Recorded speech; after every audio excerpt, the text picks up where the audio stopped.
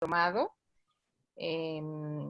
Estamos muy contentos de ver cómo vienen trabajando en sus actividades y en la búsqueda de soluciones, que es lo que más nos motiva, ¿verdad?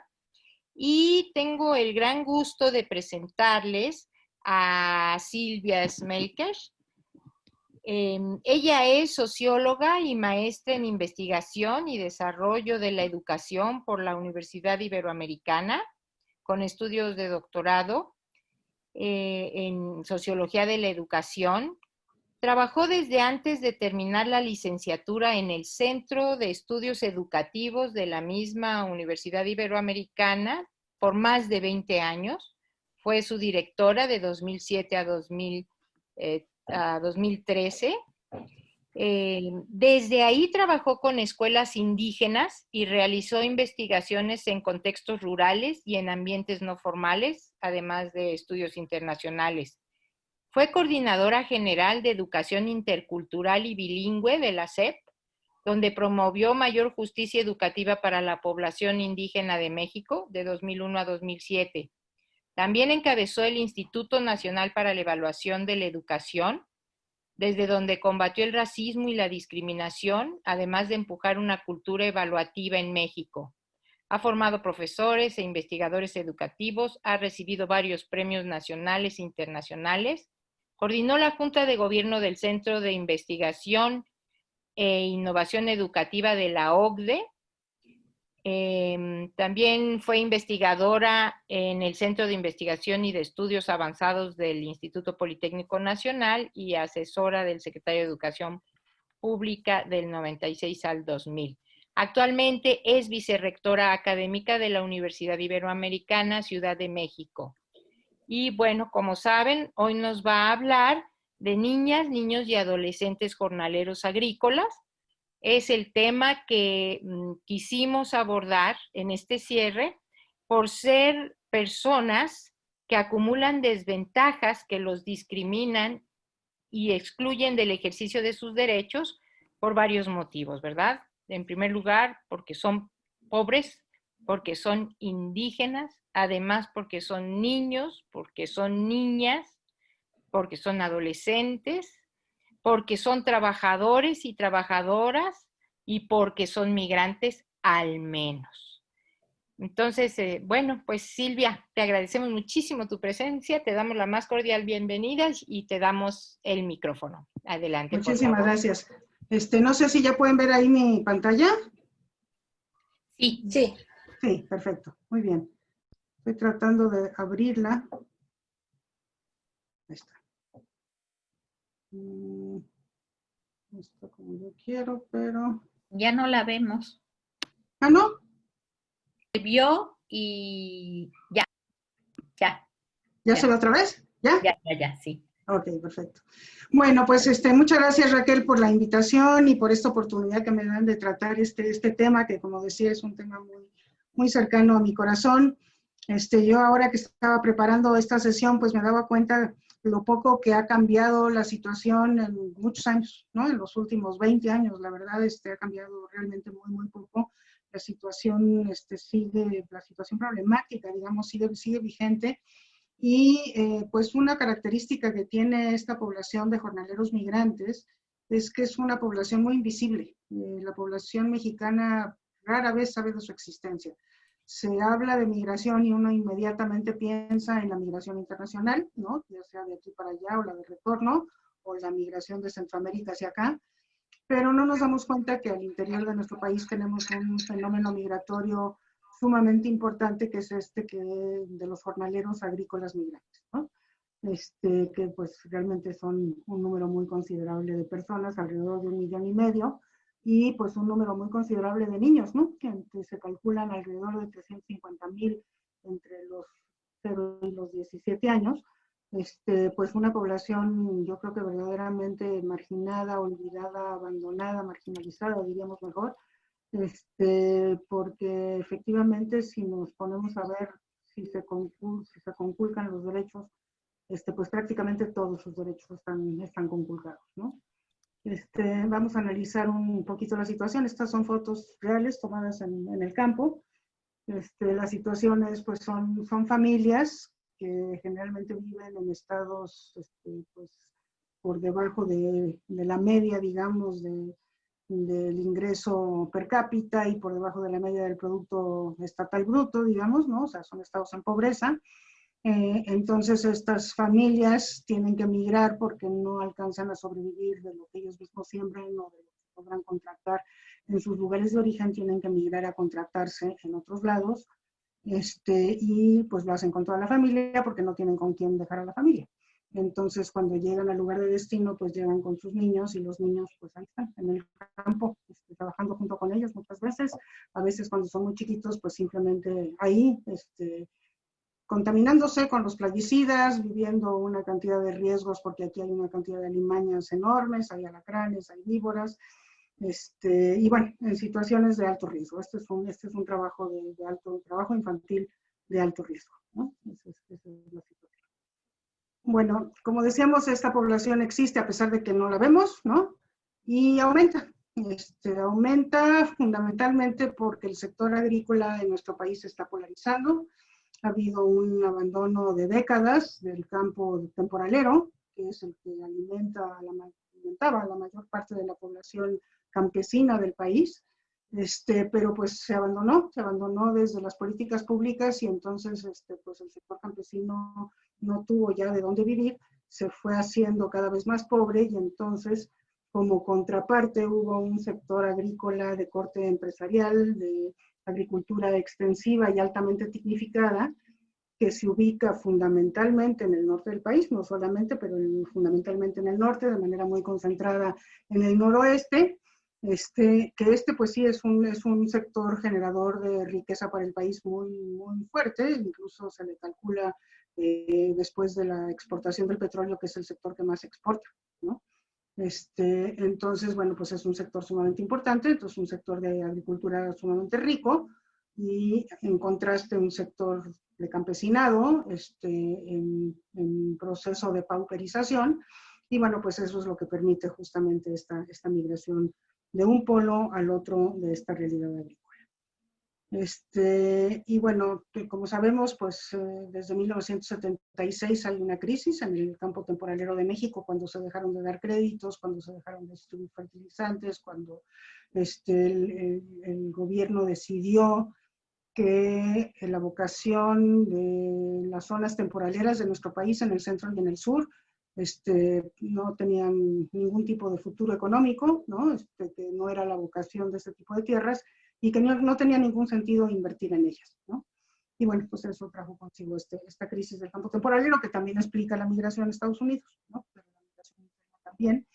Y la población que vive en estas zonas pues tiene una creciente pobreza, una pobreza tal que pues ya no se puede sobrevivir, ¿no? Solamente quedándose ahí.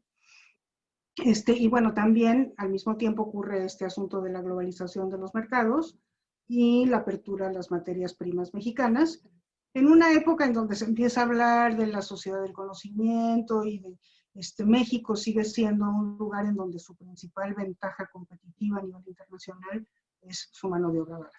Y este es un caso absolutamente típico de esta situación, ¿verdad? Aquí la mano de obra es sumamente barata, en gran parte porque una buena cantidad de los jornaleros agrícolas, de las familias de jornaleros agrícolas, en su lugar de origen producen lo necesario para vivir el tiempo que les dura esa cosecha, ¿no? Y entonces cuando migran para trabajar, pues esos 4 o 5 meses que les dura la cosecha, pues no lo tienen que pagar los dueños de los campos, digamos, ¿no? Ellos pagan nada más la reproducción biológica del tiempo que están con ellos, porque la otra parte tienen una manera alterna de sobrevivir, y eso en parte explica por qué hay una explotación tan grande de esta mano de obra, y por qué es tan barata esta mano de obra, y por qué se convierte en ventaja competitiva.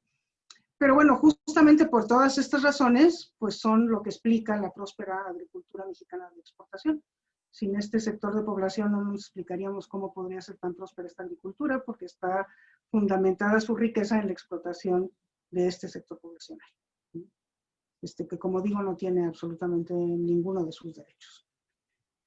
¿Quiénes son los que migran? Bueno, los que migran son los campesinos que tienen predios demasiado pequeños que no les permiten vivir de la cosecha a lo largo de todo el año. Generalmente están ubicados en el centro y en el sur del país, especialmente en Guerrero, Oaxaca y Veracruz. Esos son los que migran. Y luego los campesinos sin tierra, que como ustedes saben, pues son los que se llaman jornaleros o peones, no necesariamente migrantes, que son los que viven vendiendo su mano de obra. Antes vivían de la venta de mano de obra en sus propias regiones, eso ya no es posible y entonces ahora tienen que migrar a otras regiones para contratarse como jornaleros. Una parte muy importante de ellos, es un dato que yo calculo que está subestimado, ¿no? Pero una parte importante de ellos y creciente son indígenas. Es población indígena que viene de tierras originarias de los indígenas y que son quienes migran. Y la gran mayoría migra con toda la familia, por lo que de alguna manera ya expliqué, o sea, no tienen con quién dejar a sus hijos allá o no confían en aquellos con quienes los podrían dejar y entonces pues se los llevan. Y bueno, en muchas ocasiones también representan mano de obra que para la familia es importante porque cuando se contratan en los campos se contratan fundamentalmente a destajo, es decir, les pagan por la cantidad de cosas que cosechan, lo que sea que están cosechando, y entonces entre más miembros de la familia trabajen en el campo, pues más cosechan y más dinero se llevan al bolsillo, digamos, ¿no? Están justamente en proceso de migración. ¿Y a dónde migran? Bueno, pues estos jornaleros migran a zonas donde existen cultivos que durante ciertas temporadas del año requieren abundante mano de obra. Y esto es así, en general los cultivos, sobre todo esta zona del noroeste del país, son muy tecnificados, pero hay una parte del proceso productivo agrícola que sí requiere de mano de obra, que es la cosecha. Entonces, en estas temporadas requieren una abundante mano de obra y entonces es cuando son enganchados estos jornaleros en sus lugares de origen y a base de engaños y de mentiras, llevados en masa, en camiones, a las zonas donde están los campos agrícolas, y ahí pues se les contrata porque los requieren. O sea, si encuentran trabajo, tienen trabajo asegurado, eso no es difícil de lograr por ese periodo de tiempo, pero solamente por ese periodo. Como decía, es la zona de mayor atracción, no es la única ni con mucho, pero es notablemente el noroeste. Sinaloa quizás sea el estado donde más migrantes llegan, pero hay una migración al interior de esa región, que se llama la Ruta del Pacífico. Entonces generalmente llegan a Sinaloa, después se pasan a Sonora, se cruzan a Baja California y a veces también llegan a Baja California Sur o se cruzan directo a Baja California Sur y entonces están en ese proceso de migración regional en donde se siguen contratando, ¿no? Muchas veces con los mismos enganchadores, muchas veces también por su propia cuenta. Es decir, un grupo que se va junto no necesariamente se queda junto a lo largo de todo el tiempo que está trabajando en los campos agrícolas, sino que se pueden dispersar y eso depende mucho de cómo está el mercado de trabajo, de quién les ofrece quedarse, de quién les ofrece más dinero, de a dónde les llega el tip que están contratando, ese tipo de cosas, ¿no? Entonces no necesariamente se quedan. Otros estados, o sea, puesto que esta agricultura próspera ha venido creciendo, justamente por esta ventaja competitiva que tenemos por poder explotar a nuestra mano de obra, que sobra en el campo minifundista, ¿sí? Van creciendo las zonas de agroexportación, digamos, ¿no? Y entonces se van incorporando otros estados como Nuevo León, como Chihuahua, como San Luis Potosí, como Hidalgo, ahora ya Guanajuato, tiene un área muy grande, o sea, como que va bajando de norte hacia el centro, porque pues ya han descubierto los capitalistas inversionistas que esto es un negocio, un muy buen negocio, ¿no? Y entonces crece. Y bueno, también a la hora que crecen estas regiones, pues también se complejizan las rutas de migración, porque muchos de los jornaleros empiezan, por ejemplo, trabajando en Hidalgo, de ahí se van a Guanajuato, pero de ahí dan el brinco hacia el norte del país, entonces se va complejizando, y como cada vez se va empobreciendo el lugar de origen, hay muchos jornaleros agrícolas migrantes que ya no regresan a su lugar de origen, o que regresan solamente una vez cada 5 años o algo así, porque antes la migración era fundamentalmente pendular. Cuando ellos allá cosechaban, migraban, y entonces se quedaban, digamos, en el norte durante todo el tiempo, hasta que ya era hora de volver a sembrar y regresaban a su tierra, y a eso se le llamaba migración pendular. Iban y venían, iban y venían. Pero con la pauperización del campo mexicano, pues ya ni siquiera vale la pena regresar. Entonces muchos de ellos están viajando todo el tiempo. Y también muchos de ellos ya se están estableciendo en algunos de estos lugares, ¿no? Y están buscando trabajo o viven de los meses que trabajan a lo largo de todo el año. Entonces, bueno, existen diferentes tipos de jornaleros agrícolas migrantes. Estos que les decía yo, que son los pendulares, que todavía quedan cada vez menos, pero sí, van y vienen, ¿no? Son migrantes cíclicos. Y estos generalmente son los que tienen tierra, porque son los que regresan a sembrar, se quedan hasta la cosecha. En noviembre, después de Día de Muertos, migran y se quedan viajando, digamos, contratándose como jornaleros hasta Semana Santa, cuando regresan y siembran nuevamente, ¿no? Entonces son fundamentalmente minifundistas los que son migrantes cíclicos. Después están los que les llaman los golondrinos, que son estos que les digo que nunca dejan de viajar, que están todo el tiempo dando vueltas, buscando a ver a dónde hay trabajo en ese momento. Esto está siendo cada vez más posible porque con la tecnificación de la agricultura de exportación, prácticamente ya hay cultivo todo el año. Antes eran también ciclos agrícolas, pero ahora, por ejemplo, si uno visita los campos agrícolas de Baja California, se va a encontrar con que son enormes invernaderos, ¿no? Enormes invernaderos que tienen la temperatura controlada, que tienen riego por goteo, y esos invernaderos pueden estar produciendo todo el año. Y entonces por eso hay mayor posibilidad de que encuentren trabajo, no solamente durante los tiempos antes tradicionales de cosecha, sino a lo largo de todo el año. No tanto, pero sí. Y luego están los asentados, los que les decía, ¿no? Se emigran para trabajar temporalmente, pero ya no regresan regularmente, y este número está aumentando. O sea, los que nacieron en Oaxaca y viven ahora en Baja California, en San Quintín específicamente, que es donde está pues un emporio agrícola, son cada vez más. Ya hay toda una colonia muy grande, se van asentando, van construyendo sus casitas, se van quedando ahí, y pues ya regresan, como decía, nada más cuando han podido ahorrar suficiente para ir a visitar a quienes se quedaron atrás. Estos asentados están aumentando, los pendulares están disminuyendo.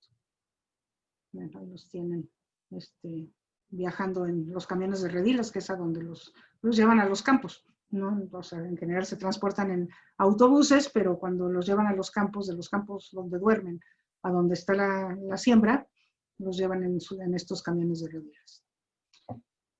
Bueno, existen los migrantes que trabajan en los campos agrícolas en propiedad o arrendados por grandes empresarios, ¿sí? Y esos son los que más o menos les he descrito. Están los grandes empresarios que tienen estos grandes invernaderos o grandes extensiones de tierra cultivados con vid o con fresa o con jitomate, ¿no? Y entonces, bueno, esos migrantes se van y se contratan en estos grandes predios orientados a la exportación. Digamos que esta es la realidad más estudiada de los jornaleros agrícolas migrantes. Pero también existen migrantes que trabajan en parcelas de ejidatarios o de pequeños propietarios que le venden su producto a una empresa, es decir, que no cultivan para el autoconsumo, sino cultivan para algún producto para la transformación. Es el caso del tabaco, es el caso de la caña, es el caso del café, ¿no? Quien tiene los predios en donde se siembra caña son ejidatarios que tienen en promedio 3,5 hectáreas, 5 hectáreas, y le venden al ingenio su cosecha, ¿sí? Y llega un momento en el que necesitan muchísima mano de obra para el corte de la zafra, el corte de la caña. También están las empresas tabacaleras, fundamentalmente en Nayarit. También quienes siembran tabaco son ejidatarios, son pequeños propietarios en su mayoría, también hay grandes extensiones, y entonces, pues quienes los contratan son los ejidatarios o los pequeños campesinos. Y estos jornaleros están en situaciones todavía peor, porque pues estos campesinos no tienen manera de hacer inversiones para darles una buena vivienda o una buena alimentación o condiciones de salud, ¿no? Entonces, pues en esta circunstancia, no es el ingenio el que los contrata, son los pequeños campesinos los que los contratan y no tienen los recursos para darles pues siquiera lo mínimo para poder sobrevivir. Es el caso, por ejemplo, el caso del café es como muy notable la pobreza con la que viven quienes, bueno, también los cortadores de caña, ¿no? Quienes trabajan con estos pequeños campesinos que los contratan porque saben que van a tener un ingreso inmediato y entonces les pueden pagar. Y luego existen migrantes que trabajan en las tierras, lo del café, que son los más desvalidos, ¿no? Porque el café lo venden los propios campesinos, en cambio el tabaco y la caña se va a la gran empresa, ¿no? Bueno, ¿cuándo migran? El esquema más regular es que migran después de la cosecha de sus tierras, como decía, después del Día de Muertos, y permanecen fuera hasta Semana Santa, cuando regresan a sus pueblos a sembrar nuevamente. Estos son los pendulares que, como digo, ya están siendo cada vez menos. Quizás lo más notable es ver esto como toda la familia va, ¿no? Están los niños chiquitos, recién nacidos, de 1 año, la mujer está cosechando con el bebé en el rebozo, se lo tiene que llevar porque le da de comer todavía, ¿no? O sea, son condiciones así. Bueno, ¿cuántos son estos jornaleros? Y aquí tenemos un problema de información, porque hay una dificultad para censarlos. Como se mueven todo el tiempo, ¿a dónde los agarra uno? Cuando el censo ocurre, en un mes, pues ¿a dónde están los jornaleros? ¿Están en su casa, en su lugar de origen, están en un lugar de destino, están en tránsito? O estos con los que yo empecé a entrevistar en Sinaloa, ahora cuando llego a Baja California resulta que son los mismos, ¿no? Es un problema verdadero el saber cuántos son. Pero igual se estima que hay 3 millones de jornaleros, que son personas que viven de vender su mano de obra en la agricultura, pero 1 millón de ellos son migrantes. Y se calcula, como migran con la familia, que alrededor de 350,000 niños entre los 6 y los 14 años los acompañan. Como digo, todas estas son estimaciones por la dificultad que hay de contar a estos niños. ¿Cuál es la tendencia hacia adelante? Bueno, la frontera agrícola, como decía, está creciendo, es decir, cada vez hay más tierras extensivas que se abren al cultivo, se invierte en irrigación, se invierte en tecnificación, y la frontera agrícola va creciendo. Como decía, en algunos campos se produce todo el año. El trabajo infantil está disminuyendo, no porque nosotros hayamos decidido que tendría que disminuir, sino porque los lugares a donde vendemos la producción agrícola, los sindicatos de las empresas a donde llega esta producción, han decidido que no van a comprar productos que tengan trabajo infantil incorporado. Entonces están empezando a exigir una certificación de que en las empresas que producen esos productos no hay trabajo infantil. Y eso ha conducido a una disminución del trabajo infantil, como digo, no por nuestras propias políticas públicas, sino por un asunto de los sindicatos que están fuera de aquí y que están velando por los intereses de los niños y de las niñas en nuestro país. Pero lo que sí queda muy claro es que este fenómeno no va a desaparecer, o sea, es un fenómeno que va a seguir creciendo porque la frontera agrícola se sigue ampliando, porque no se está invirtiendo en el campo, porque el campo se va empobreciendo y bueno, porque sigue siendo muy atractivo invertir en la agricultura empresarial. Bueno, ¿cómo está la educación? Que es un derecho obviamente fundamental, la educación de los niños jornaleros agrícolas migrantes. También aquí tenemos problemas de información. Si no sabemos cuántos niños son, pues no sabemos cuál es la tasa de cobertura, no sabemos, tenemos muy poca información sobre la deserción, sobre la eficiencia terminal, etcétera. Pero digamos que en el mejor de los casos, porque las instancias que ofrecen educación sí captan datos, me están hablando a mí, ¿no, verdad? Si captan datos, entonces ahí lo que podemos calcular es que en el mejor de los casos, en los cálculos más optimistas, se está atendiendo el 15% de la demanda. Los cálculos son que entre el 10 y el 15%, entre la Secretaría de Educación Pública y el CONAFE, que son los que atienden a los niños. También está LINEA, que atiende más bien a jóvenes.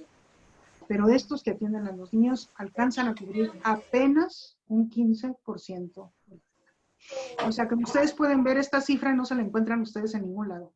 En ninguno, yo creo que ni con los niños de la calle. O sea, es una cifra verdaderamente escandalosa, vaya. El 15, o sea, el 85% de los niños no están yendo a la escuela, de estos niños. La mayor parte de la demanda está en primero y segundo grados, generalmente son grupos multigrado las que los atienden, pero estos grupos multigrado tienen niños que están inscritos en primero y segundo grados de primaria. ¿Por qué? Porque los niños, como se están moviendo todo el tiempo, nunca terminan el grado, y entonces se vuelven a inscribir en primero y se vuelven a inscribir en primero hasta que llegan a una edad en donde pueden trabajar y desertan de la escuela. Entonces el 70% está en los primeros 2 grados de primaria. Bueno, lo que antes era la Sede Sol, ofrece servicio de guarderías de 0 a 5 años, ¿sí? Lo mismo algunos productores, algunos de los campos tienen al interior guarderías, ¿no?, que ofrecen ese servicio. Y CONAFE ofrece preescolar, pero también ofrece primaria. Y ahorita vamos a ver cómo eso también es un... y el INE ha comenzado a atender a la población de jóvenes y adultos. Hay un programa al interior del INEA, del Instituto Nacional de Educación para Adultos, que se llama 1014, que también atiende a niños de 10 a 14 años, y que en algunos campos agrícolas está, en algunas regiones donde hay campos agrícolas. Es increíble cómo a los niños no se les quita nunca la sonrisa, ¿no? Alguien decía que la sonrisa se empieza a quitar con la adolescencia. Pero los niños no, los niños siempre tienen algo de qué sonreír, de qué estar contentos, a pesar de las dificultades. Bueno, para entender el fenómeno educativo, pues hay causas que se explican desde el lado de la población, desde el lado de la demanda, y aquí el principal problema para que realmente se cumpla el derecho a la educación es el propio trabajo, ¿no? O sea, porque los padres sí se llevan a sus hijos a trabajar, por esto que les decía, que pues representan mano de obra que cosecha y eso se paga a destajo.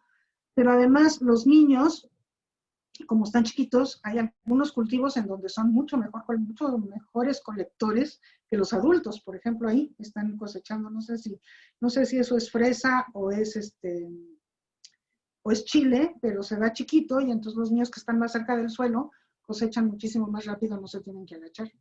Entonces, bueno, hay lugares en donde rinden igual o hasta más que un adulto, ¿no? Y bueno, como efectivamente están en los niveles de subsistencia absoluta, pues son los propios padres los que le exigen a los dueños de los campos que dejen a sus hijos trabajar, porque para ellos eso significa mayores recursos.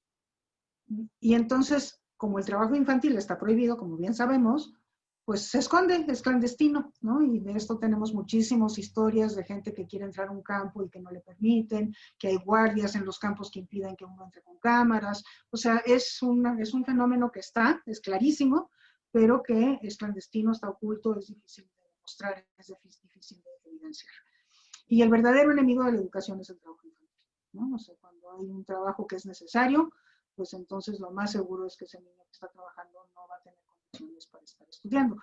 A mí me ha tocado ver niños regresando del campo a las 7 de la noche cuando se mete el sol, llegando directo a un salón chiquito con un foco de 20 watts, en donde todos están apachurrados con unos pupitres sumamente viejos. Los niños lo que tienen es hambre, sueño y tienen ganas de bañarse, porque llegan sumamente sucios del trabajo que está en el campo. Ellos no quieren estar en la escuela, no tienen ningún interés. Y entonces lo que sucede es que allí o están fastidiados, o están aburridos, o están haciendo ruido, o se duermen, ¿no? Y bueno, pues la mayor parte de ellos cuando puede, se sale y se va. Y como decía, los padres viajan con sus hijos porque no les alcanza el jornal, no les alcanza para vivir todo el año. O sea, les alcanza para vivir los días que tienen jornal. Pero cuando se regresan o cuando se acaba el tiempo de cosecha y se tienen que quedar, ya no tienen dinero. Entonces, por eso necesitan capitalizar y el trabajo de los niños y de las mujeres es esencial, ¿no?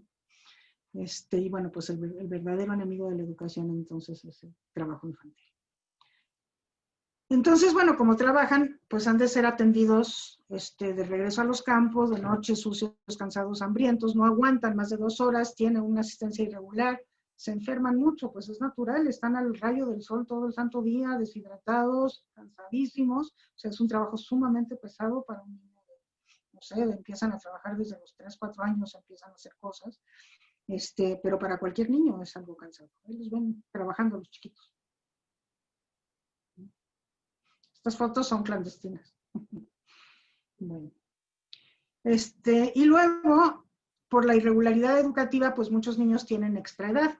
Y entonces los grupos son muy heterogéneos en edades. O sea, los maestros tienen que lidiar con grupos en donde hay niños que tienen 3 años, 4 años, porque los de preescolar también llegan, hasta niños que tienen 16, 17 años en un mismo salón con niveles de conocimiento escolar, no de los otros, pero sí escolar, pues muy parecidos, ¿verdad? Y bueno, luego tienen además el problema de que muchos niños, sobre todo los más pequeños, como una buena proporción son indígenas, cuando son chiquitos los niños indígenas son monolingües, o sea, todavía no han tenido la oportunidad de aprender el español. Entonces, llegan de muchas partes de México y llegan a un mismo salón a veces hasta hablantes de 7 lenguas diferentes. Entonces, imagínense ustedes un profesor o una profesora que está con un grupo de alumnos que va desde los 3 años a los 17 y que además tiene 7 lenguas representadas y que no hablan español. O sea, es un trabajo pues, prácticamente imposible. ¿Qué se hace en una situación así? Y además los maestros, salvo en muy pocos lugares, ahorita les cuento cómo en algún lugar lo logramos, son personas contratadas igual. O sea, los contratan durante el tiempo que dura la cosecha y luego los contratos ya no les pagan. Y les pagan alrededor de, pues varía muchísimo, pero entre 4,000 y 7,000 pesos al mes. O sea, muy, muy poco. Y en condiciones también sumamente difíciles, porque tienen que trabajar de noche, porque tienen que viajar donde hay peligro, por una serie de razones. Bueno, estos niños, en general las familias no viajan con documentos, ¿no? O sea, muchos de ellos ni siquiera tienen acta de nacimiento y este tipo de cosas. Y entonces, pues esto es problema para ubicarlos. Ya finalmente se logró porque al principio no los dejaban inscribirse si no traían acta de nacimiento. Ahora eso ya no ocurre, pero los pocos niños que llegan hasta 6º grado de primaria, pues ya no pueden tener certificado de primaria porque no tienen nacimiento. O sea, el problema de la falta de registro de estos niños es enorme. Y bueno, solo esto es suficiente para que la situación sea una situación dificilísima. Yo me acuerdo que Olac Fuentes, que fue un subsecretario de Educación Básica, un momento dijo que si Maquiavelo se hubiera imaginado una situación más problemática, no se le hubiera ocurrido una como la que viven los niños jornaleros migrantes y sus profesores y profesoras en educación. Bueno, estos son la manera como los atienden. A ver, creo que eso viene un poco después, pero se los adelanto. Los dueños de los campos son los que deciden si ponen o no escuelas. Porque son dueños de la tierra y porque por ley la Secretaría de Educación Pública no puede obligar a que en tierra privada se ponga una escuela. Entonces depende del dueño del campo si decide que sí se pone una escuela o no se pone una escuela. Entonces, esta es una escuela en un campo en donde el dueño decidió que debería de haber una escuela.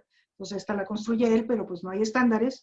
Entonces, hay escuelas bonitas, como esta que está más o menos bien, y escuelas como la que les acabo de describir, que funcionan de noche y que no tienen condición alguna. Bueno, esos son los problemas desde la demanda, que sí, pues es una demanda que está en condiciones de muchísima pobreza y pues también una realidad heterogénea, muy móvil, muy dinámica, muy difícil de agarrar. Pero también hay problemas desde la oferta. Pues uno diría, bueno, si tan grandes son los problemas desde la demanda, cuando menos desde la oferta vamos a tratar de hacer las cosas sencillas. Pero resulta que no, que también se complejizan desde la oferta. Los campos agrícolas no son la base de la planeación de la oferta. Así como en cualquier otra circunstancia, la Secretaría de Educación Pública planea su oferta en función de la población, ¿no? Entonces aquí hay una población, aquí se necesita una escuela, esta población tiene tanta población, pues amerita 2 escuelas, ¿no? Aquí viven en los campos, pero el campo no es base de planeación de la oferta educativa, porque es propiedad privada. Entonces, pues no pueden planear la oferta educativa en función de los campos, ¿no? Entonces, lo que hay que hacer es esperar un contacto fructífero entre los promotores de la educación y los dueños del campo, ¿no? Y aquí tenemos héroes y heroínas maravillosas que han dado una lucha impresionante por abrir escuelas al interior de los campos, por convencer a los niños de los campos que se tiene que abrir una escuela. Pero finalmente depende del dueño del campo. Y luego, el recurso que se da para la educación de estos niños es totalmente insuficiente.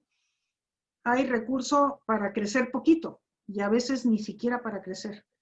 No hay un recurso para atender a toda la demanda. Es decir, cuando la Secretaría de Educación Pública planea cuántos recursos destinarle a las escuelas de los jornaleros, lo planea inercialmente como planea todo lo demás, ¿no? Entonces, bueno, hay una tasa de crecimiento poblacional, pues eso es lo que le aumentamos. Y hay una tasa de inflación y eso es lo que aumentamos. Es lo que se llama el presupuesto inercial.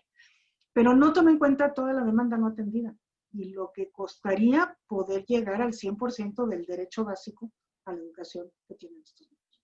Entonces, el recurso nunca alcanza, el recurso es insuficiente. Por otro lado, la oferta es un problema, o sea, es verdaderamente compleja porque es totalmente discontinua. A ver, en su lugar de origen un niño puede estar yendo a una escuela indígena, puede estar yendo a una primaria general, puede estar yendo a un curso comunitario o a un PAEPI de CONAFE, o puede estar en un MEPIM o en un PRONIM en la zona de origen. Estos, de hecho, ya ninguno de los dos existe, pero antes el CONAFE y la SEP tenían escuelas en los lugares de origen para jornaleros, ¿no? Porque no coinciden los calendarios, entonces había que tener escuelas especiales para jornaleros en sus lugares de origen para que sí coincidieran con el calendario de regreso. Entonces, en algunos lugares se llegaron a abrir este tipo de escuelas. Pues, pero toda esta es la posibilidad de la escuela de origen de los niños que llegan a los campos agrícolas. Imagínense, o sea, puede venir. Y cada uno de estos tiene un plan de estudios diferente, tiene objetivos de aprendizaje distintos, tiene metodologías de trabajo distintas, ¿no? Ahí está como les digo, a los niños nunca se les quita las uñas. Bueno, ahora, los maestros, como les decía, son para profesionales. O sea, no son, aunque sean maestros, los tratan como para profesionales. No tienen plaza, no tienen un empleo decente, no tienen un empleo digno, ¿no? Muchos de ellos, yo conozco muchísimos y la verdad es gente sumamente comprometida, son héroes heroínas, pero están muy mal pagados, no tienen el empleo de tiempo asegurado, están poco estimulados, poco reconocidos, entonces rotan muchísimo. O sea, tan pronto pueden, se van de ahí. Eso es evidente. Y por otro lado, hay un modelo pedagógico que no está adaptado a las condiciones del niño. Esa es la verdad, y bueno, contra eso hemos luchado muchísimo. Se ha logrado algo, pero todavía no podemos decir que hay un modelo pedagógico adaptado a su movilidad, ¿no? Y bueno, la consecuencia de esto es que los niños migrantes, bueno, primero muchos de ellos ni siquiera pueden ir a la escuela. Cuando van a la escuela en su lugar de origen, la escuela empieza en agosto, se van en noviembre, ¿sí? Y entonces, bueno, pues en el lugar de destino a lo mejor van a la escuela, pero a una escuela muy irregular como esta que les estoy diciendo. Cuando regresan en Semana Santa cuando ya está por acabarse el ciclo escolar y entonces el director de la escuela les dice, ya ni caso tiene que te registres, ¿para qué? Si vas a perder la año, ¿no? Entonces, pues por eso no pueden terminar un ciclo escolar. Cada año vuelven a comenzar. Y para los migrantes, pues como decía, educarse es cuesta arriba, porque en efecto están trabajando, los niños están trabajando en el campo. Cuando las niñas se quedan en el campo, es para cuidar a sus hermanitos, entonces también están trabajando, ¿no? Ante la urgente necesidad de trabajar, terminan por abandonar los intentos de cursar la primaria, y más de 300,000 niños en edad escolar no están siendo atendidos. No es un número chiquito, es un número enorme. O sea, la verdad es que es una herida que tiene México abierta, ¿no? No cabe la menor duda. Bueno, cuando yo estaba en el Instituto Nacional para la Evaluación de la Educación, este instituto tenía la atribución de emitir directrices de política educativa. Entonces, las segundas directrices que emitió el instituto, después de unas destinadas a la formación docente, fueron justamente sobre la atención a niños y niñas jornaleros migrantes, porque consideramos que era el sector menos beneficiado por la educación en el país, a quien más se le conculcaba su derecho a la educación. Y por eso decidimos hacer esta serie de directrices. Las directrices tienen un modelo de construcción un poco complejo, empiezan por un diagnóstico de la situación, siguen con un diagnóstico de la acción gubernamental que se ha venido haciendo para atender esa problemática.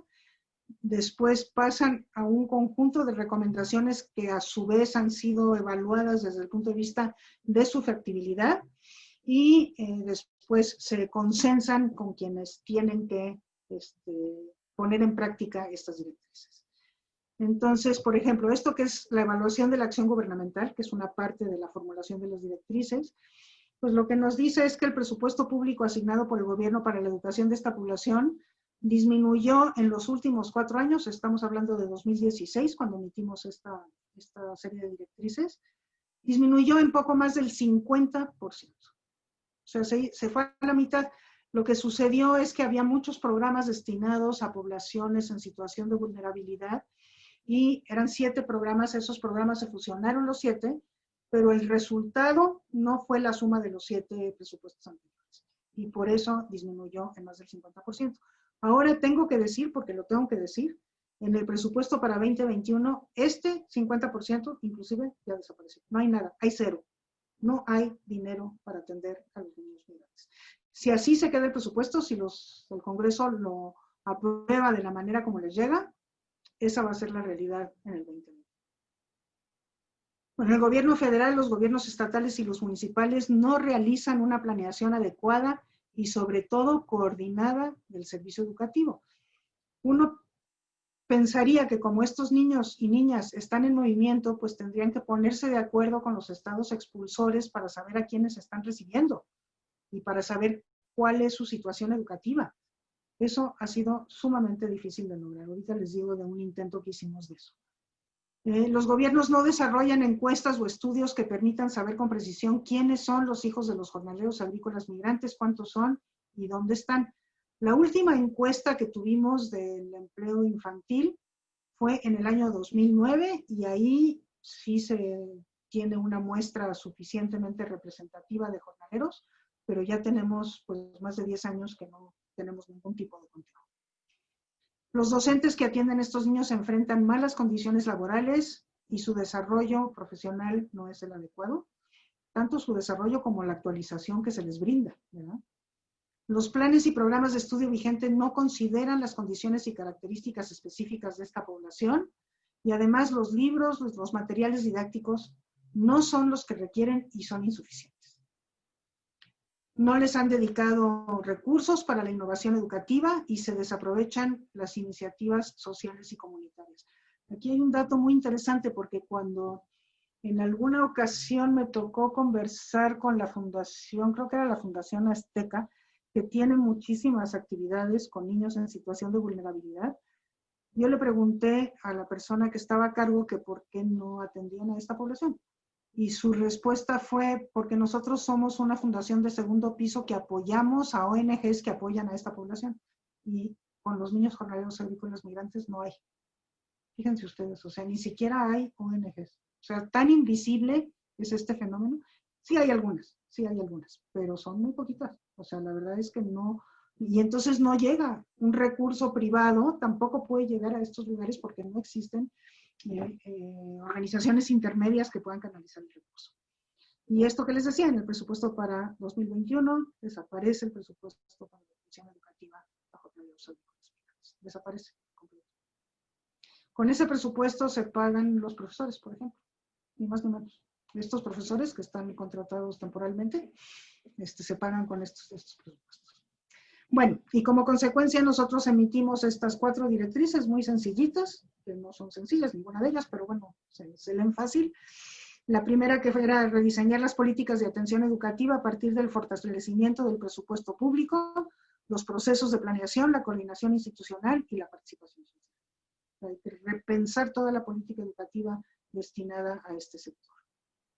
Asegurar la pertinencia de un modelo educativo intercultural, que tiene que ser intercultural por la mezcla de culturas que hay en cada una de las aulas, así como la disponibilidad, idoneidad y desarrollo profesional del personal con funciones de docencia. Si hay algún lugar a donde se necesita personal bien capacitado es aquí. Si esa realidad que les acabo de pintar de un aula de jornaleros agrícolas migrantes, pues ningún maestro con doctorado podría enfrentarla. Esa es la verdad. La tercera era desarrollar un sistema unificado de información educativa y adecuar las normas de control escolar, porque tenemos otro problema. Cuando los niños salen de cualquiera de estas escuelas que yo les he mencionado, pues la boleta que les dan es una boleta que no les valen en otros subsistemas. Sale con una boleta de PRONIM y CONAFE no se las vale, o de CONAFE y la SEP no se las vale, ¿no? Entonces, bueno, necesitamos uniformar la información para que podamos uniformar también esa boleta, que además no debería de ser una boleta que diga que estuvo en un programa especial de jornaleros migrantes. Tendría que ser una boleta de primaria, o de segundo de primaria, o de tercero de primaria. ¿Por qué vamos a hacer una diferencia? Y por último, bueno, fomentar la innovación, la evaluación educativa, la gestión de proyectos sociales, la investigación, porque pues es un sector realmente poco investigado, poco conocido. Y bueno, ¿qué se buscaba con estas directrices? Bueno, se buscaba asegurar que todos los niños, niñas y adolescentes de familias de jornaleros agrícolas migrantes accedan y permanezcan en el sistema educativo nacional, que se garantice una trayectoria libre de rezago independientemente de los flujos migratorios de las familias jornaleras migrantes, es decir, que tengan acceso a un servicio educativo a donde sea que estén. Incorporar el enfoque intercultural al currículo nacional y a los materiales educativos. Promover que los servicios educativos para esta población sean brindados por personal docente con el perfil profesional adecuado para atender sus necesidades. Y fortalecer los procesos gubernamentales a través de garantizar la planeación informada, la coordinación, la vinculación con otros actores sociales, el uso de evaluaciones y la promoción de la innovación educativa. ¿Qué pasó con las directrices?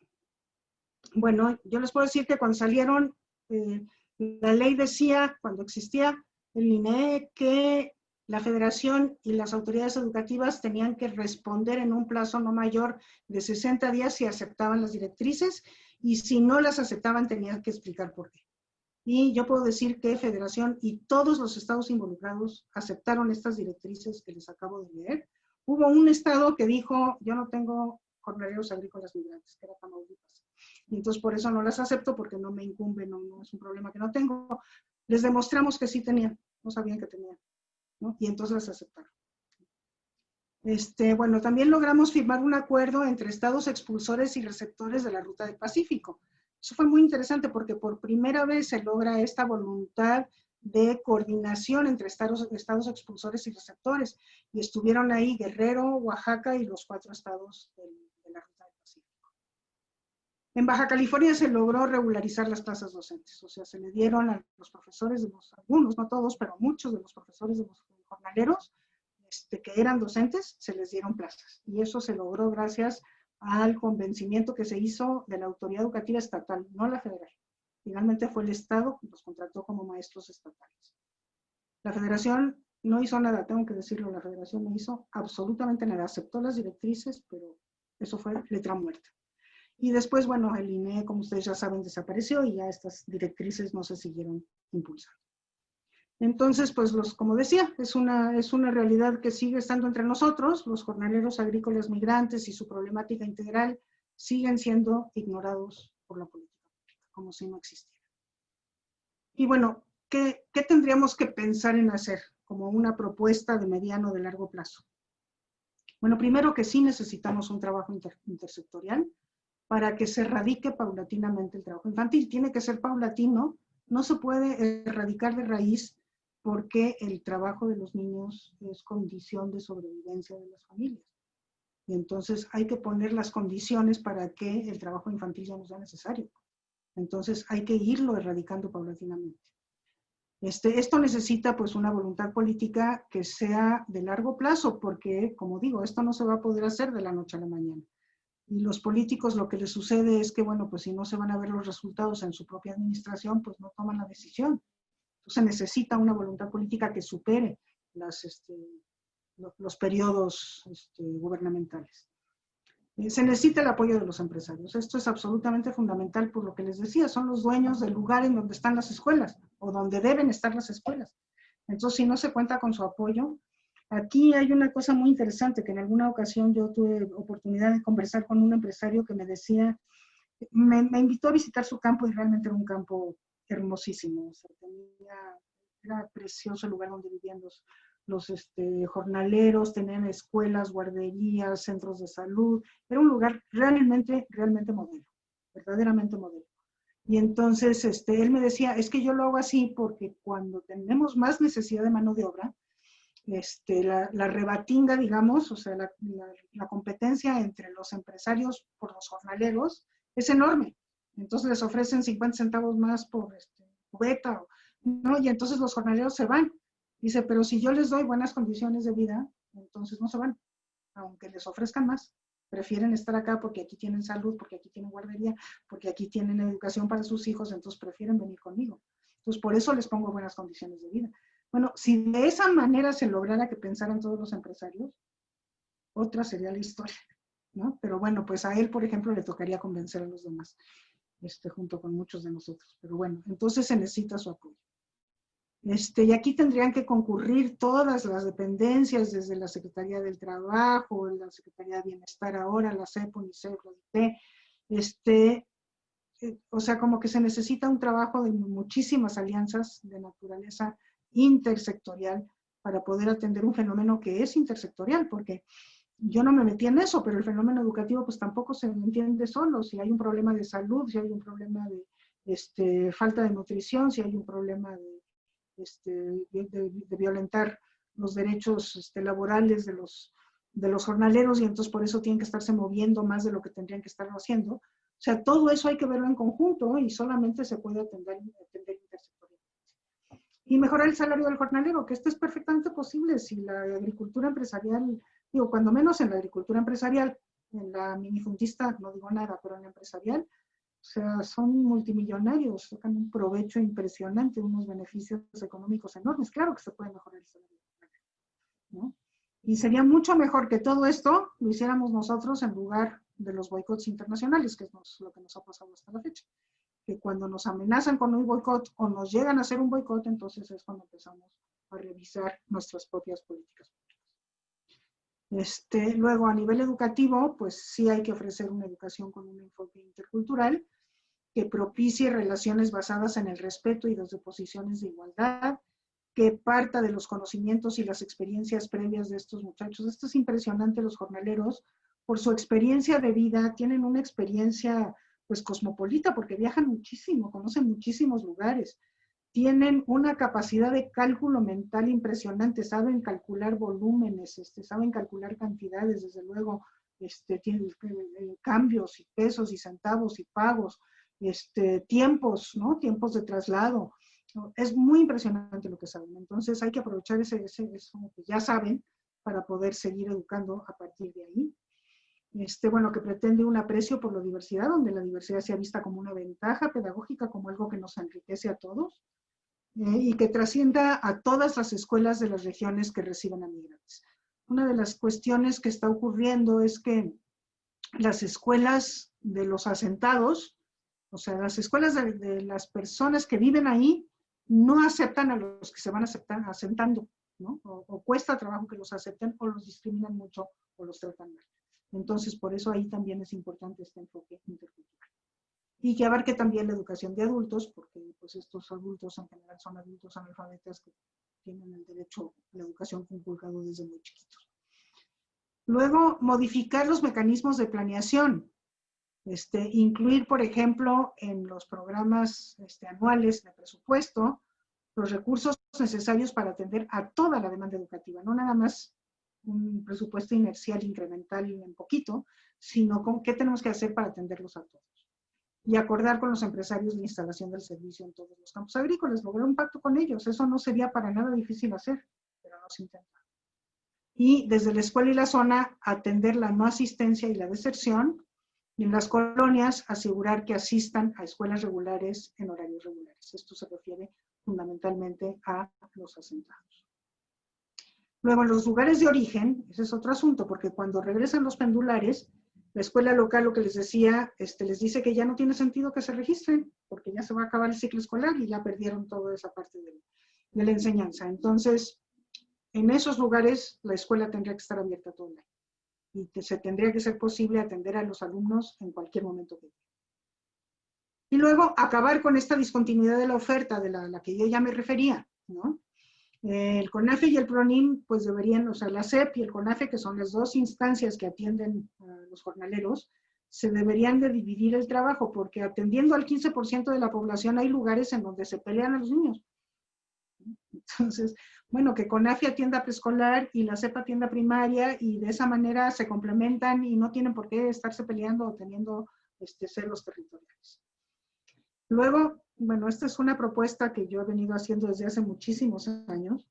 El sistema de educación primaria, el modelo pedagógico, debe de ser por módulos con materiales dosificados de asistencias de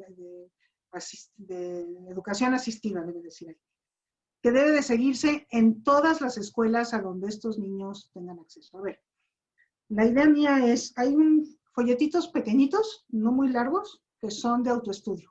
que también son cuadernos de trabajo. El maestro se convierte en un facilitador de que el niño vaya aprendiendo a partir de esos cuadernillos con la asistencia del maestro. Ese cuadernillo, si el niño se tiene que ir mañana, se lo lleva consigo. Y entonces ahí a donde llegue, el maestro sabe a dónde se quedó y continúa su educación. Cuando regresa a su zona de origen, igual se lo lleva consigo. Y si no se lo lleva consigo, se acuerda, porque los folletitos que se diseñaron en algún momento eran de unos colores fosforescentes muy fuertes. Entonces el niño podía decir, no, pues yo me quedé en el folleto verde limón. Entonces ya se sabe dónde se quedó el niño y de ahí se continúa, ¿no? Cuando se sabe más o menos, pues son chiquitos, ¿no? Y bueno, y esto tendría que acompañarse de un sistema de registro de avances, y cada vez que se termina un módulo, pues se registra y tendría que haber un sistema computarizado en donde se sepa el niño en qué módulo ya terminó, de tal forma que los alumnos no tengan que comenzar cada vez de nuevo y entonces puedan, cuando menos, ir avanzando en su proceso escolar. Luego lo de la boleta única, pero para toda la educación primaria, no nada más para los jornaleros, que ahí ya se avanzó. Hay una boleta única para todas las modalidades de educación para jornaleros. Pero bueno, cuando transitan a una secundaria regular, por ejemplo, no se les vale. Desde luego, invertir en actualización y formación de docentes, aprendiendo mucho de lo que los docentes ya hacen, porque estos muchachos paraprofesionales, la verdad es que han hecho muchísimas cosas, han generado muchos materiales, tienen metodologías de trabajo que les funcionan. En algunos lugares han tenido guías, o sea, encargados de los programas a nivel local, especialmente estoy pensando en Baja California, que realmente los han formado de una manera extraordinaria para atender a esa población. Hay que aprender de ellos en este sentido. Y bueno, pues reconocer que el problema es enorme, pero que la solución es posible. O sea, yo ya les he contado por dónde se han visto soluciones, ¿no? Que se requieren recursos, que se requiere de voluntad política, que se requiere de coordinación interinstitucional. Pero hay que partir de que este sector poblacional enriquece al país y que se merece. Cualquier sector poblacional se lo merece, pero además enriquece al país, se merece una atención educativa segura y de primera. Muchas gracias. Las fotos son de Heriberto Rodríguez, que es una persona que me acompañó en la memoria gráfica de la Coordinación de Educación Intercultural.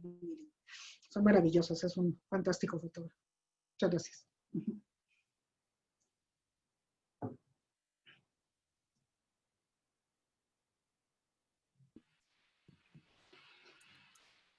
Pues a sus órdenes, si hubiera preguntas, cualquier cosa. Muchas gracias, Silvia. Muy bien. Creo que recogiste muchas de las inquietudes, ¿verdad?, que se plantearon en las preguntas. Principalmente notamos que había mucha desesperación de decir, bueno, si sabemos tanto de trabajo infantil, ¿por qué no se hace nada? Bueno, pues aquí yo creo que desde el inicio estamos viendo es un fenómeno muy complejo que tiene que ver con la problemática específica de pobreza de las propias familias y desde luego de ventajas que se obtienen de que esto no se solucione. Creo que sí hay muy poca presencia del Estado en términos hasta de regulaciones como para que verdaderamente se pudieran garantizar los derechos de estos niños. Nos dejas claro que toda esta dinámica que nos has descrito es al final una condena a la pobreza. Pero bueno, nos quedamos con tu testimonio, ¿verdad? Haciendo esfuerzos serios por atender las problemáticas específicas y con la claridad de que solito nadie va a poder, sino que vamos a tener que coordinarnos y sumar esfuerzos. Bueno, muchas gracias. Agradezco de una vez también a quienes plantearon sus preguntas, que seguramente también nos van a ayudar mucho en lo que siga. Y no sé, Gaby Adorada, ¿tú podrías decirnos de preguntas que estuvieran haciendo? Ahora sí es momento, queridísimos, a que planteen sus inquietudes, Si quieren por el chat. Sí, hay una que dicen de que si las directrices que plantea Silvia siguen vigentes. Pues mira, ya no, porque pues el Instituto Nacional para la Evaluación de la Educación, que es quien las emitió, era quien tenía la posibilidad de hacerlas valer, ¿no? Y pues ya dejó de existir, entonces pues no, ya quedaron en el olvido, desgraciadamente, en el archivo, en la memoria archivada, ¿no? Así es. Pues tenemos la solicitud de la palabra de Ana María de la Rosa y de una vez te leo la pregunta que nos están haciendo por el chat, Silvia. ¿Qué ha propuesto el actual gobierno federal para atender los problemas de esta población? No sé si, pero bueno, escuchamos a Ana María de la Rosa y si nos quieren ir diciendo quién quiere participar, ok, ya tenemos a José Luis y por ahí, no sé, alguien más que nos quiera, sobre todo yo creo que de los estados que tienen la experiencia de trabajar con niñez y adolescencia jornalera sería maravilloso escucharles, ¿no? Ahí sabemos que en Michoacán, Colima, hay varios lugares en donde tienen la experiencia del trabajo. Adelante, Ana. Ay, Silvia, yo primero agradecerte toda esta vida dedicada a mejorar la educación en México. Estás bárbara, Chihuahua, te has apoyado de muchas maneras y te agradezco muchísimo tu trabajo. Muchas gracias. Oye, Silvia, fíjate que nosotros hemos estado pensando mucho en esto que tú dices, porque hay un esfuerzo por parte del gobierno estatal para atender esta población, pero nos encontramos con todos los problemas que tú ya nos describiste. Y yo lo que veo es qué posibilidades reales hay de que hubiera un real sistema de educación que incluyera a todos, ¿verdad? A nosotros nos pasa que si SECH tiene la base de datos y SEP no la conoce bien, o sea, no tenemos una visión de conjunto y no tenemos incluidos a todos en esa visión. Y tendría que ser, yo creo que algo desde arriba y armado de esa manera para que incluyera a todos. Y lo otro es que los sistemas de información que tenemos son sistemas de información muy débiles que no tienen esta posibilidad de la continuidad, ¿verdad? O sea, que eso que tú decías, digo, ni siquiera a veces de una escuela de la sierra a una escuela de Camargo, ¿verdad? Entonces, realmente desde toda tu experiencia en el INE, hay esa en el IEP, hay esa posibilidad o es una idea romántica. Bueno, sí. ¿Contesto o tenemos más preguntas? A la primera pregunta de qué ha hecho el gobierno federal, pues la verdad es que yo no sé de nada. A lo mejor ha hecho cosas, pero yo no las conozco, ¿no? O sea, a lo mejor son igualmente invisibles como los jornaleros. Yo no las conozco.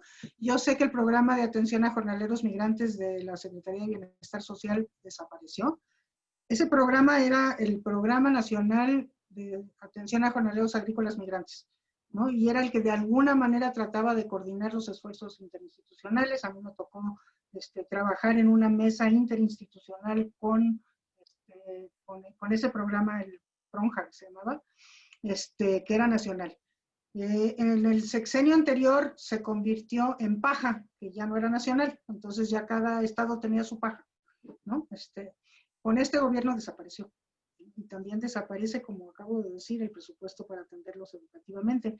Entonces, pues la verdad es que no. Y a mí no me parece que esta realidad va a poder permanecer mucho tiempo. El año antepasado hubo, si ustedes recuerdan, un movimiento importante de los jornaleros agrícolas migrantes en San Quintín, exigiendo sus derechos, los derechos más básicos, los derechos mínimos, ¿no? Algo se hizo en ese momento que calmó el movimiento, probablemente se dieron algunos beneficios, no cambió la ley, no cambió ningún tipo de legislación como consecuencia, pero a lo mejor sí se alcanzaron algunos acuerdos locales para darles algunos beneficios y se calmó el movimiento, pero pues en el futuro, si las cosas siguen así, ese movimiento va a resurgir porque ya están organizados, ¿no? Entonces, los gobiernos estatales y el gobierno federal van a tener que intervenir. Por otra parte, está este asunto del boicot internacional a nuestros productos agrícolas con trabajo infantil incorporado.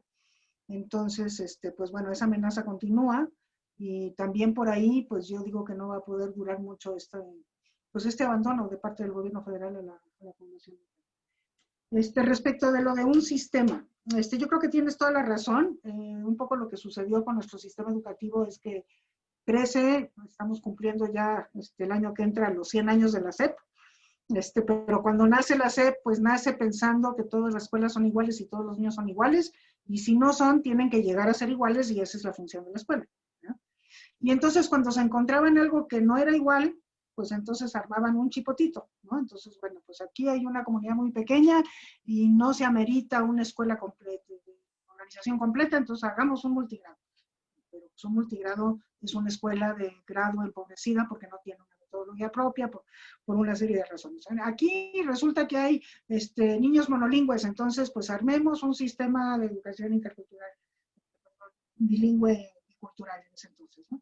Con los jornaleros armemos un programita especial para atender a estos pobres que no tienen acceso a eso. Fue creciendo por chipotitos que trataron de adaptarse de manera muy empobrecida a una demanda distinta, conforme la demanda se fue heterogeneizando porque la escuela empezó a llegar a lugares a donde antes no llegaba, ¿no?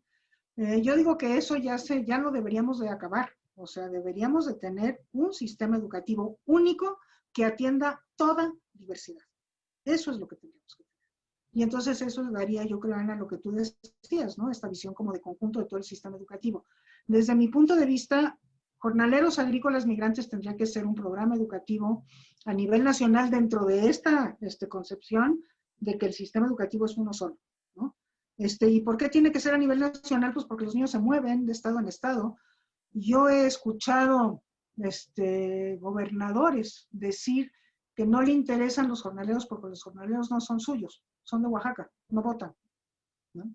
Entonces, bueno, justamente por eso necesitamos un programa a nivel nacional y sí, o sea, un programa, un sistema educativo capaz de atender toda su diversidad, porque ahora lo que tenemos es diversidad cuando ya estamos en el 98% de atención de la demanda potencial de educación primaria, pues es evidente que ya heterogeneizamos la demanda y que ahora tendríamos que ser capaces de atender esa diversidad. Y respecto a los sistemas débiles, sí, efectivamente tenemos sistemas, han mejorado, yo digo que han mejorado notablemente el formato 911, que es, digamos, nuestra fuente fundamental de información educativa en el país. Pues cada vez yo creo que adquiere mayor fidedignidad, tiene más oportunidad en su publicación, todavía es una publicación que cuesta trabajo conseguir, que no debería de ser en gobierno abierto, ¿no? O sea, todavía conseguir los datos de la 911 es problemático, pero hemos mejorado, pero de todos modos todavía hay cuestiones como esta de los jornaleros migrantes que no están captadas. Se han hecho sistemas y los sistemas no han tenido esa capacidad de capturar la información de los jornaleros migrantes. Sí es cierto, tenemos un sistema de información que necesita ser fortalecido, tendría que ser interoperativo, tendría que ser mucho más público, tendría que haber mucho más explotación de esa información para saber cómo estamos y para poder hacer propuestas, ¿no? Todo eso falta. Muy Gracias, bien. Silvia. Otro bloque de preguntas que Gaby, si quieres, y con eso yo creo que terminamos. ¿Te parece, Gaby? Sí, están pidiendo la palabra José Luis Flores de Ciudad Juárez y tenemos después a Yolanda Kiwa de Michoacán. Y bueno, hay dos preguntas en el chat, Silvia, para que ahí las tomes en cuenta. Si existen entidades federativas que tengan encuestas o estudios que permitan saber dónde está y quiénes son las hijos de los jornaleros migrantes agrícolas. Y bueno, una reflexión en más, a lo mejor esa sería una muy bonita pregunta para que cerraras, más en una reflexión personal tuya, ¿qué es lo que te ha implicado estar inmersa en esta situación? ¿Qué dice tu corazón? ¿Con qué esperanzas o sueños te quedas? Esa es otra de las preguntas. Yo nada más comentarles sobre lo que decía Silvia de educación, está la Estrategia Nacional para la Educación Inclusiva, que ya está aprobada, pero que todavía no tiene la implementación y que, bueno, desde la Secretaría estamos trabajando en conjunto con la Secretaría de Educación Pública para hacer la implementación de esta estrategia. y que, bueno, con mucho gusto yo localizo la información en el Plan Nacional de Desarrollo, que nos lo hicieron la pregunta, y por supuesto las líneas del PRONAPINA que deben, que hacen referencia a niñez y adolescencia jornalera trabajadora. Entonces, adelante, José Luis, y luego Yolanda. Gracias, buenas tardes a todas y todos. Gaby, Sara, Raquel, muchas gracias por hacernos coincidir. Y Silvia, pues un agradecimiento por tus compartires. Yo me quedo como, digo, ha sido muy clara tus aportes que nos llenan gratamente para entender este fenómeno. Yo me quedé haciendo mis anotaciones, yo decía, ¿cómo le hacemos para hacer una transición? Yo estoy totalmente de acuerdo con todas las propuestas. Sí tenemos que caminar hacia allá, incluso solamente en el último apartado diría yo, tenemos que pensar en un programa a nivel nacional, pero pensado desde lo local. ¿Por qué digo pensado desde lo local? Porque tú nos compartías esta mirada de, por ejemplo, del presupuesto inercial. Yo decía, ¿cómo le hacemos para poder tener un presupuesto base cero de acuerdo a nuestras condiciones de actividades económicas? Y lo digo en este sentido porque hoy día, con tus compartires nos dices, es una movilidad necesaria para la subsistencia absoluta y una necesidad de mano de obra frente a los cambios o exigencias de una economía mundial.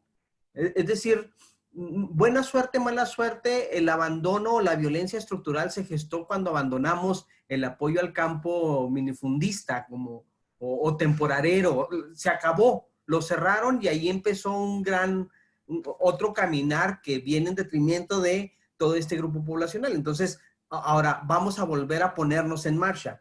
Y cuando yo digo vamos a volver a ponernos en marcha, me gustaría pensar, es decir, ¿cómo le hacemos para que los estados tengan un presupuesto base cero considerando estos fenómenos migratorios y considerando las necesidades y las garantías de derechos de estos grupos poblacionales y abandonando estas miradas que tú nos compartías de decir no son míos, son de Oaxaca? No, son del estado donde están y vivimos desde una perspectiva de derechos y por lo tanto nos toca garantizar derechos.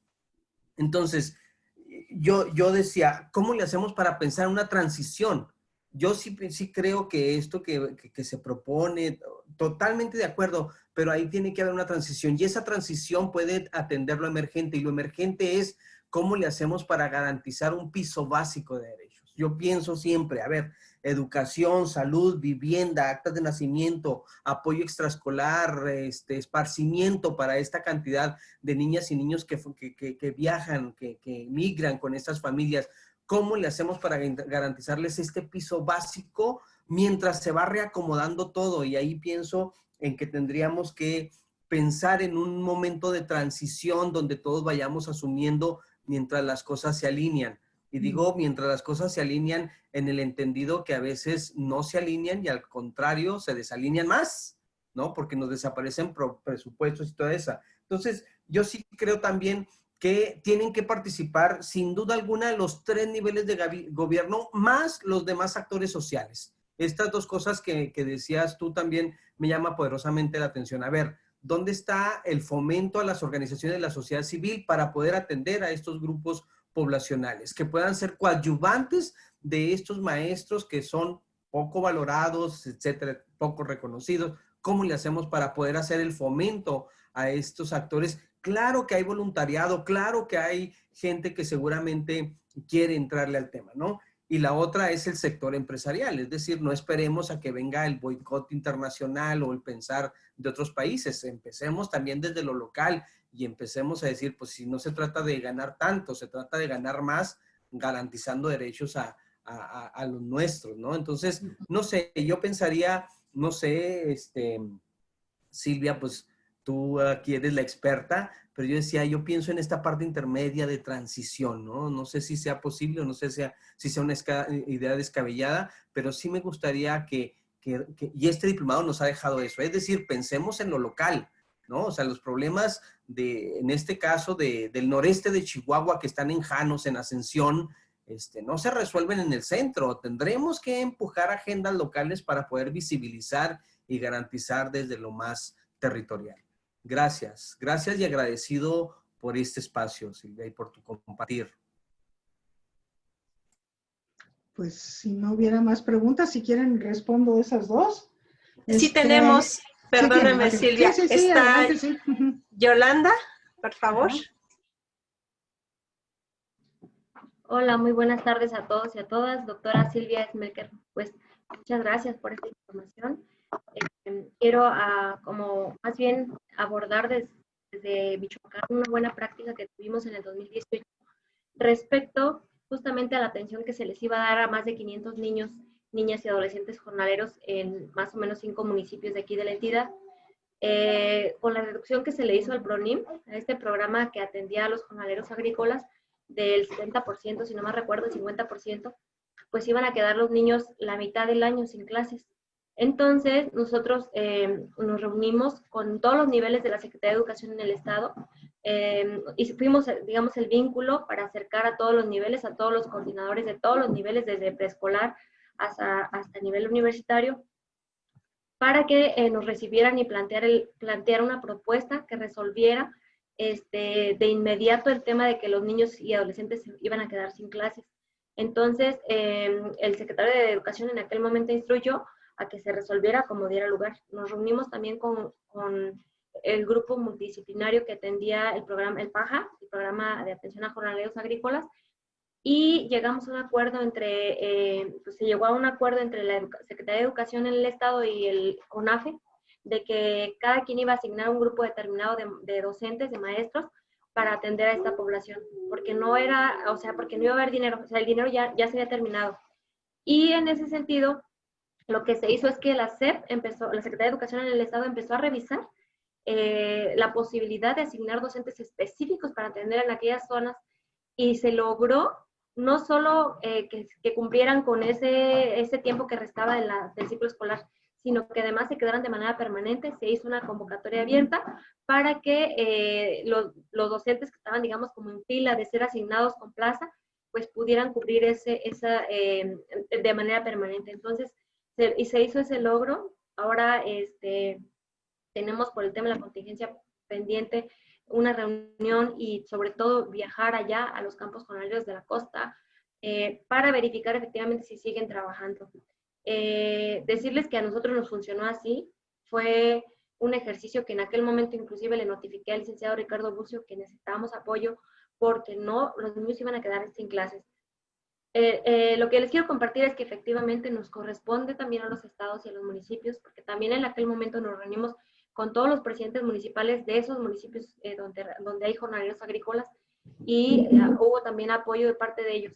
Pero en ese sentido, yo creo que siempre va a haber una forma de atenderlos, pero lo mejor es que lo hagamos de manera coordinada y no abrir un hoyo para tapar otro, sino más bien sentarnos todos y definir una estrategia conjunta, pero que sea una estrategia permanente, como fue el caso de Michoacán. Acaba de salir del área de la Secretaría de Educación una maestra que se encargaba del PRONIM de atender ese programa, y ya no le he dado el seguimiento, pero en estos días en eso nos vamos a ocupar, de suerte que pues tengamos ese dato. Hace rato que veía que en Baja California se les había dado base a los maestros, yo pensaba pues en Michoacán también, se asignaron docentes específicos, pero a veces el tema es que no informamos, ¿no? Entonces, pues nada más para ponerlos en contexto, que en Michoacán también desde el 2018 hay maestros de manera permanente, según hasta donde nosotros nos quedamos, porque inclusive, les digo, se concursaron unas plazas para los docentes que hacían falta en ese momento. Muchas gracias y muchas felicidades por la presentación. Muchas gracias. Bueno, pues creo que tu respuesta es, tu pregunta es respuesta a la pregunta anterior justamente, ¿no? De por qué es importante el trabajo desde lo local. Yo estoy totalmente de acuerdo. A mí me parece, cuando yo hablo de un programa nacional, es porque a mí me parece que sí tiene que haber regulaciones nacionales para asegurar la atención nada más, ¿no? O sea, una debida atención, una atención de calidad, y no dejar que cada entidad federativa esté sometida, digamos, a estos vaivenes de que si son míos o no son míos y de que si no los atiendo porque ya se van, ¿no? Eso me parece que es muy importante, pero desde luego yo estoy totalmente de acuerdo con que son las condiciones locales las que orientan las soluciones. Es el conocimiento de lo local, tiene además la grandísima ventaja de que a nivel local no son invisibles, ahí sí se ven, ¿no? cuando yo estaba en la Coordinación de Educación Intercultural y Bilingüe, tuvimos la experiencia de armar mesas interinstitucionales permanentes para tratar el asunto de los jornaleros agrícolas migrantes, como la que acaba de mencionar Yolanda en Michoacán. Y sirven muchísimo, pero muchísimo, ¿no? Por lo pronto, lo primero que sucede es que se evitan duplicaciones. O sea, que si alguien está levantando una encuesta, entonces el otro dice, yo también quería levantar una y voy a ir al mismo campo que tú, y primero vas a ir tú con una encuesta y luego yo con otra, porque no nos juntamos y hacemos una sola. Desde ahí, desde ese tipo de cosas de no duplicar esfuerzo, hasta poner problemas emergentes como este de la falta de recursos para seguir atendiendo a los alumnos, pues en medio de la mesa, y ver cómo se soluciona entre todos y con alianzas que entre todos se pueden jalar. Entonces, yo estoy de acuerdo, a mí me parece que es una situación crítica, ha sido crítica durante muchos años y no por eso es menos crítica ahora, y entonces sí amerita que tengamos esta mirada como transitoria, que no esperemos a que se resuelvan las cosas pues con toda la legislación y la reglamentación y los recursos necesarios. Empecemos a hacer algo desde lo local. A mí me parece que eso sí es una visión sumamente importante, porque también pues yo creo que una de las cosas que hemos aprendido en educación es que pues las cosas centralizadas ya no están funcionando, por esto mismo de lo que hablaba de la heterogeneidad, ¿no? Sí tiene que haber cierta centralidad para asegurar equidad, sobre todo, equidad en la distribución de los recursos, y que la normatividad no se cumpla en lo mínimo, pero tiene que haber una descentralización que atienda los problemas cercanos a donde estos problemas están, ¿no? Y con las características específicas de estos problemas. Yo estaría de acuerdo. Y bueno, ¿cómo me siento yo? Híjole, pues yo tengo sentimientos muy encontrados. Cada vez que visito un campo agrícola, se me destroza el corazón. O sea, la verdad es que sí, acabo deprimida, que esa depresión me dura muchísimo tiempo. Pero por otro lado, esa misma situación es la que me da la cuerda como para seguir buscando los resquicios para tratar de encontrar soluciones a estos problemas. Los propios jornaleros me han dado muchísima esperanza, ¿no? Tengo una alumna de posgrado, de la Ibero, que fue una jornalera agrícola migrante mixteca en San Quintín, y que gracias a sus esfuerzos logró eso. O sea, en este momento es una persona reconocida internacionalmente, viaja por todo el mundo dando conferencias y demás. Fue jornalera agrícola migrante, ¿no? Y entonces su tesis fue sobre la resiliencia de las personas que están en situación de vulnerabilidad, que es la que explica por qué pueden llegar a ese tipo de posiciones. Y ella es una luchadora por los jornaleros, porque ese es su origen. Entonces, bueno, casos como los de ella, que no es único, hay varios de esos, a mí me devuelven la esperanza. Los maestros de los jornaleros, híjole, cómo me han enseñado cosas estos muchachos, porque uno sabe lo difícil que es, pero ante esa dificultad lo que brota es un cariño, un amor, un compromiso, que eso es lo que marca su trabajo, y yo podría decir que eso es cierto del 90% de la gente que yo he conocido, que es la gente que permanece en la atención a los migrantes, porque los que no les gusta se van muy pronto. Entonces, de ellos he aprendido muchísimo, he aprendido de su creatividad, de su entrega, y eso me da a mí muchísima esperanza. La verdad, o sea, sí tenemos que asegurar que haya oportunidades para gentes como esas trabajen como los jornaleros. Y luego, pues algunas de las personas que han sido responsables de los programas de educación para jornaleros en los estados, ya decía Yolanda de Michoacán, pues ahí yo tuve la oportunidad de conocer a Cerca Leti, no sé si tú la llegaste a conocer, pero pues es una de estas mujeres promotoras natas formidables que entregan hasta la vida porque ese programa camine y funcione. Dicha Vida en Baja California, que bueno, ha sido toda una vida dedicada a los migrantes. Yo creo que es la persona que más sabe de educación migrante en este país. Si alguna vez la requieren, sería magnífico. La acaban de correr, hace casi como un año. Y ahorita, por ejemplo, que se acabó el recurso para migrantes, pues ha sido de las más tenaces luchadoras para que se resarza ese presupuesto a partir del Estado, ¿no? Que también pues me levantan los ánimos, porque sí, lo que se necesita es dar a conocer este problema. El problema no se conoce, y mientras no se conoce, pues no hay organizaciones civiles que los atiendan, las universidades no hacen estudios sobre eso, los empresarios pues ni siquiera saben que hay otra manera de comportarse, que a lo mejor les reditúa más. Entonces sí, tenemos que apoyar mucho en dar a conocer el fenómeno, la problemática y la necesidad de atenderlo, ¿no? Eso es. Muchas gracias. Pues muchísimas gracias. Muchas gracias de verdad también a todos por sus participaciones. Como saben, pues no queremos quedarnos solos sabiendo que están mal las cosas, sino encontrar caminos para cambiarlas. Sí quiero decirles que tuve la suerte de estar el sábado pasado también con Silvia, pero en una conferencia sobre educación, que me dejó muy inquieta y muy entusiasmada respecto de este proyecto donde estamos ahorita todos nosotros, porque planteó, pues con toda la razón, como le estamos viendo ahorita, que hay que generar conocimientos juntos, ¿verdad? Aquí tenemos que hacerlo entre todos, que sea también con propuestas pertinentes, que aprovechemos las oportunidades, que podamos articular la investigación con la incidencia en temas estratégicos y bueno, lo que vamos a tratar es de poder encontrarnos más, también para aprender de todos nosotros mismos y sobre todo de ustedes, de todas estas experiencias, de verdad, Silvia, Yolanda, Gaby, todos los que tienen propuestas, se los agradecemos muchísimo, queremos recogerlo, queremos empujarlo, difundirlo y bueno, ir buscando, ¿verdad? Cómo vamos dando pasos, como dice también José Luis, dando pasos para que los niños, las niñas y los adolescentes puedan vivir condiciones diferentes. Pues de nuestra parte es todo. Muchísimas gracias. No, muchas gracias a ustedes, a Raquel, por la invitación. Y pues mucho ánimo, qué bueno que están en este proceso de tratar de entender más el fenómeno de la problemática de la infancia. Y pues ojalá se quede en su cabecita esta idea de que los jornaleros tienen que ser como mucho más visibilizados y mucho mejor atendidos. Entonces, pues muchísimas gracias a todos. Un abrazo muy fuerte, Silvia. Gracias, igualmente, un saludo. Hasta luego. Adiós. Gracias.